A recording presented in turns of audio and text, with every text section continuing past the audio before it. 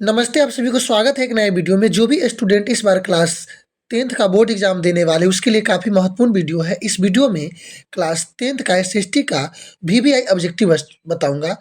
इस तरह का क्वेश्चन एग्जाम में बार बार पूछा जाता है, तो प्लीज़ आप लोग एक बार इस क्वेश्चन के जरूर देखिए। आपके सामने जो फर्स्ट क्वेश्चन है, जर्मनी के एकीकरण के लिए कौन उत्तरदायी था? ये भी क्वेश्चन कितना बार रिपीट हुआ है। Count Cavour, Bismarck, Garibaldi, Mazzini. तो आपको पता है कि जर्मनी के एकीकरण के लिए कौन उत्तरदायी था? तो इसका ऑप्शन होगा ऑप्शन बी, बिस्मार्क। ठीक है। क्वेश्चन नंबर 2 है, रॉबर्ट ओवेन कहाँ के निवासी था? France, Germany, Britain, Australia. तो देखिए दो का सही होगा कि रॉबर्ट ओवेन कहाँ के निवासी था। इसका आंसर सही होगा ऑप्शन सी, ब्रिटेन। ठीक है। क्वेश्चन नंबर 3 है, बोकारो इस्पात संयंत्र किस देश के सहयोग से खोला गया था? जर्मनी, ब्रिटेन, रूस, अमेरिका। तो 3 का आपको ऑप्शन सही होगा सी, बोकारो इस्पात संयंत्र जो है यह रूस के सहयोग से खोला गया था। बोकारो का है, झारखंड में है, याद रखिएगा। किस खनिज को उद्योगों की जननी माना गया है? मैग्नीज का, बॉक्साइट का, लोहा का, सोना का। तो 4 के ऑप्शन सी सही होगा, लोहा। याद रखिएगा, इसको खनिज का जननी माना गया है।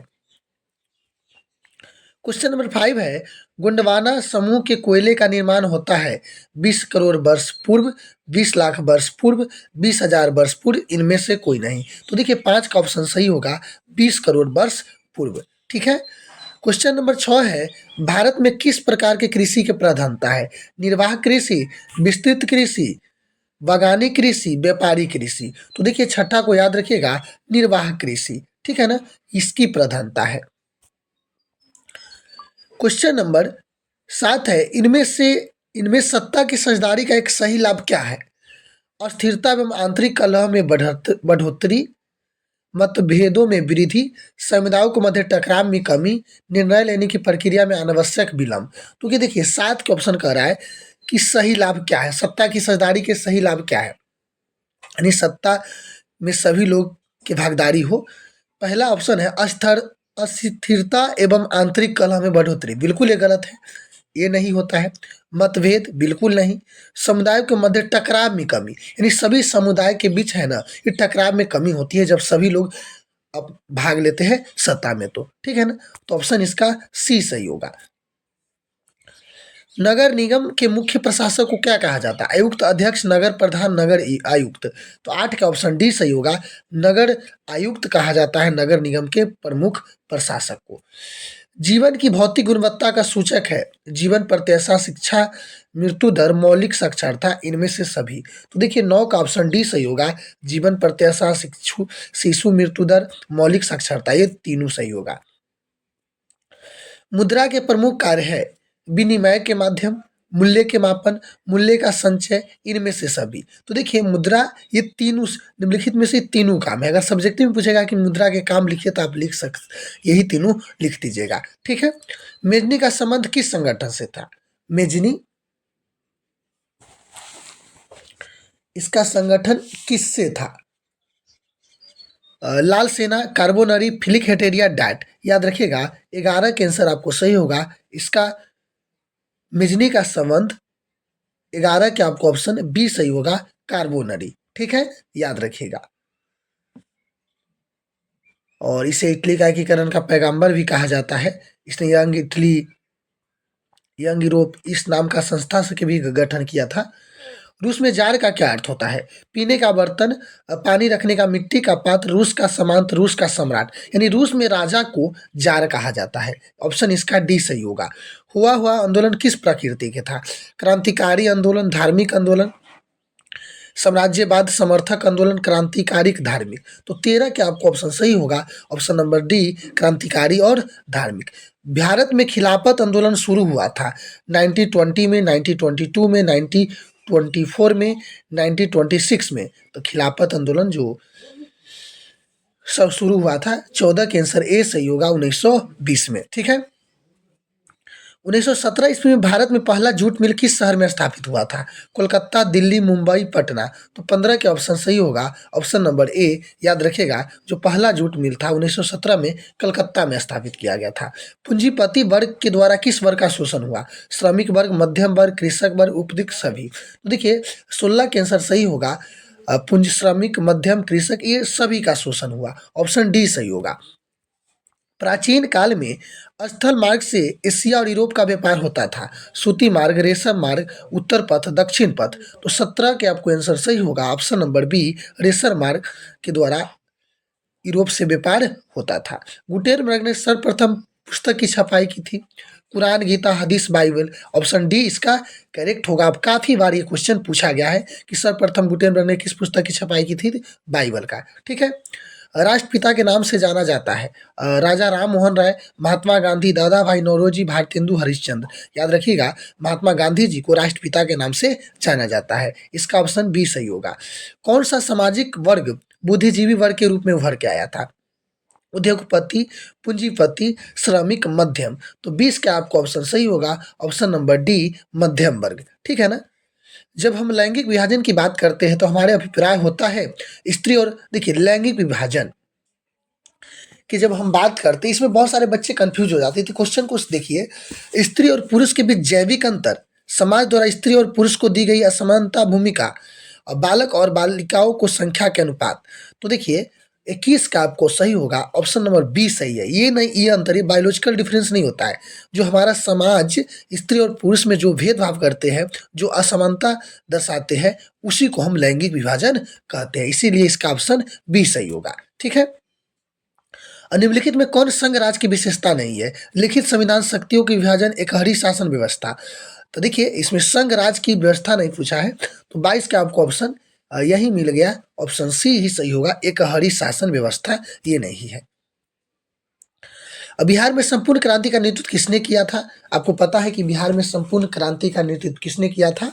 मोरारजी जी देसाई, नीतीश कुमार, इंदिरा गांधी, जयप्रकाश नारायण। ये जेपी जी बिहार में संपूर्ण क्रांति का नेतृत्व किया था। ठीक है। इनमें कौन सी एक बात लोकतंत्र व्यवस्था के अनुरूप नहीं है? कानून की समक्ष समानता इसमें नहीं पूछा है। स्वतंत्र और निष्पक्ष चुनाव, जवाबदेह शासन, बहुसंख्यकों का शासन। तो देखिए 24 के ऑप्शन डी सही होगा। सभी शासन नहीं करता है, हाँ, लोगों के द्वारा चुना गई व्यक्ति शासन करता है। तो ये बहुसंख्यक शासन सही है, क्योंकि पूछा ही गलत है और जो गलत है वही क्या होगा? सही होगा। भारत एक लोकतांत्रिक राज्य है, निम्नलिखित में किसका यह घोषणा की गई थी? परिचय, पाठ, कानूनी पुस्तक, नागरिक शास्त्र। तो 25 का आंसर सही होगा ऑप्शन नंबर, याद रखिएगा, भारत एक लोकतांत्रिक राज्य है। निम्नलिखित में किसका घोषणा है? तो ये परिचय नहीं, ये ऑप्शन ही टाइपिंग में ही मिस्टेक है। इसमें किस में यह घोषणा की गई है? तो याद रखिएगा, ये प्रस्तावना होना चाहिए था। प्रस्तावना, यह बात जो हमारा संविधान में प्रस्तावना है उसमें कहा गया है। ऑप्शन इसका प्रस्तावना रहता है, लेकिन नहीं है। ठीक है। तो याद रखिएगा प्रस्तावना, जिसमें कहा गया है कि भारत एक लोकतांत्रिक राज्य है, जिसमें यह घोषणा की गई है, तो यह प्रस्तावना में की गई है। ठीक है। 25 का ऑप्शन कौन सही होगा? ए सही होगा। किस लोकसभा चुनाव के बाद महिला की भागीदारी 10% से अधिक हो गई? और 16वीं, 15वीं, 17वीं, 20वीं। तो देखिए 26 क्वेश्चन के आंसर होगा, याद रखिएगा, ऑप्शन नंबर बी, 15वीं लोकसभा चुनाव में। निम्नलिखित में कौन राष्ट्रीय दल है? जदयू, लोक जनशक्ति party, DMK, Bharatiya Janata party. राष्ट्रीय के बात कर रहा है तो 27 के याद रखिएगा, ऑप्शन नंबर बी होगा। ये सब राष्ट्रीय पार्टी है। भारतीय जनता पार्टी, जिसको आप बीजेपी कहते हैं, इसका चुनाव चिन्ह कमल का फूल छाप है, तो याद रखिएगा। क्वेश्चन नंबर 28 है, लोकतंत्र का प्राण किसे कहा गया है? राजनीतिक दल को, सामाजिक दल को, मानवीय दल को, नागरिक दल को। याद रखिएगा, इसका ऑप्शन ए सही होगा। लोकतंत्र का प्राण राजनीतिक दलों का कहा गया है। तो 28 का ऑप्शन ए सही होगा। 29 क्वेश्चन है, भारत में संघ एवं राज्य के बीच अधिकारों का विभाजन कितने सूचियां में है? 3, 2, 1, 4। याद रखिएगा 3 सूची में बांटा गया है। इसका ऑप्शन 29 का भी ए ही सही होगा। ठीक है। निम्नलिखित में कौन लोकतंत्र में रंग भेद के विरोध नहीं थे? Martin Luther king, Mahatma Gandhi, Olympic धावक, टोनी स्मिथ एवं जॉन कॉर्लेंस, जेड गुड्डी। ऑप्शन नंबर डी सही होगा, जेड गुड्डी। ठीक है ना, तो इसका डी सही होगा। सासाराम नगर का विकास हुआ था मध्य युग में, वर्तमान युग में, प्राचीन युग में, आधुनिक युग में। तो 31 का ऑप्शन आपको सही होगा, ऑप्शन नंबर ए याद रखेगा, मध्य युग में। प्लीज प्रत्येक क्वेश्चन का आंसर कमेंट करके बताइएगा और एक रिवीजन की तरह क्लास लीजिए। और मैं भी फास्ट करता हूं कि ताकि आप सब पढ़ चुके हैं, और जितना ज़्यादा क्वेश्चन आप प्रैक्टिस कीजिएगा ना उतना बेहतर रहेगा। बहुत सारे बच्चे को याद रहता है लेकिन कन्फ्यूज हो जाता है, इसलिए अभी आप कोशिश कीजिए कि ज़्यादा से ज़्यादा क्वेश्चन देखें ताकि आपको कन्फ्यूज दूर हो। अविभाजित बिहार में निम्नलिखित में कौन एकमात्र नियोजन नगर था? पटना, जमशेदपुर, मुंगेर, गया। तो 32 का आपको ऑप्शन सही होगा, ऑप्शन नंबर सी याद रखिएगा, मुंगेर। ठीक है, एक मिनट। अविभाजित बिहार में निम्नलिखित कौन एक नियोजित नगर था? तो 32 का आपको ऑप्शन सही होगा, याद रखिएगा, सी होना चाहिए था, जमशेदपुर। ठीक है, पटना हवाई अड्डा का क्या नाम है? जयप्रकाश अंतर्राष्ट्रीय हवाई अड्डा, पटना हवाई अड्डा, राजेंद्र प्रसाद अंतर्राष्ट्रीय हवाई अड्डा, और बिहार हवाई अड्डा। इसको कहते हैं जयप्रकाश अंतर्राष्ट्रीय हवाई पत्तन। ऑप्शन ए सही होगा 33 का। ठीक है, बिहार में रज्जू मार्ग कहाँ है?